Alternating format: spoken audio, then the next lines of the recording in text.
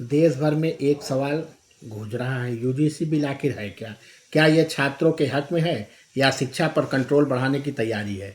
आज इस वीडियो में हम पूरी सच्चाई आसान भाषा में समझेंगे। नया यूजीसी नियम 2026 क्या है?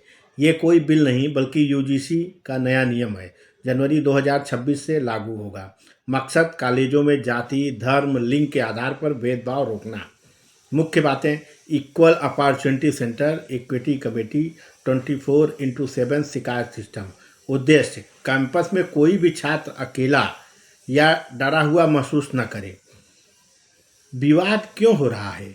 कुछ लोग कह रहे हैं झूठे केस बढ़ सकते हैं, सामान्य वर्ग को निशाना बनाया जा सकता है।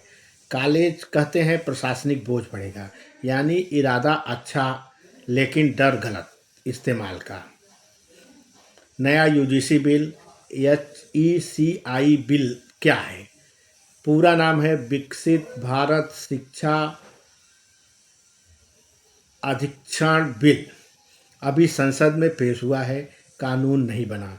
अगर पास हुआ तो यूजीसी, AICTE, NCTE खत्म। एक ही राष्ट्रीय शिक्षा आयोग, शिक्षा का पूरा कंट्रोल केंद्र के पास होगा। समर्थन और विरोध। समर्थन: एक ऐसा सिस्टम, क्वालिटी कंट्रोल, भ्रष्टाचार कम। विरोध: राज्यों की ताकत कम, यूनिवर्सिटी की आज़ादी खतरे में। यूजीसी नियम 2026 छात्रों की सुरक्षा, लेकिन नया यूजीसी बिल भारत की शिक्षा का भविष्य तय करेगा। नया यूजीसी बिल सुनकर घबराइए मत, पहले समझिए। यूजीसी नियम 2026 बराबर भेदभाव रोकने के लिए यूजीसी बिल, बराबर पूरी शिक्षा व्यवस्था बदलने के लिए।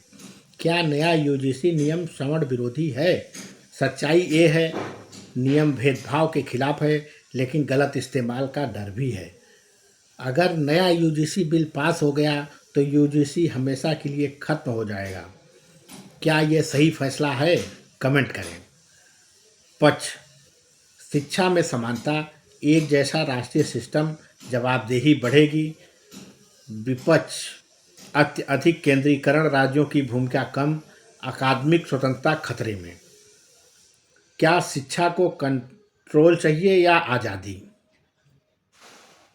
यूजीसी नियम 2026 लागू, भेदभाव रोकना, छात्र सुरक्षा। नया बिल प्रस्तावित, शिक्षा का नया ढांचा, केंद्र का रोल बढ़ेगा।